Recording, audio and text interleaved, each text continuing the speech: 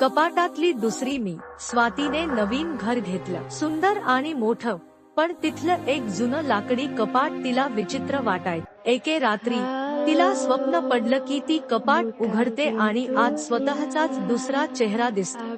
भयानक वाटून ती दचकून उठली. पण हळूहळू तिला जाणवू लागलं की रात्री ती झोपेत असताना कपाट आपोआप हलतंय. एक रात्री ती जागी असतानाच कपाटाची फटी हलकीशी उघडली. आत अंधार होता. ती हळूच उघडी झाली आणि आत पाहिलं. आत तीच उभी होती, पण तिचे डोळे पांढरे होते, चेहऱ्यावर एक अजब हसू होतं. आणि मग कपाटातली ती म्हणाली, खरं तर ती बाहेरची भूत आहेस. मी खरी स्वाती आहे. क्षणात कपाटाचं दार ओढलं गेलं आणि दुसऱ्या दिवशी त्या घरात फक्त कपाट उरलं होतं, स्वाती नव्हती.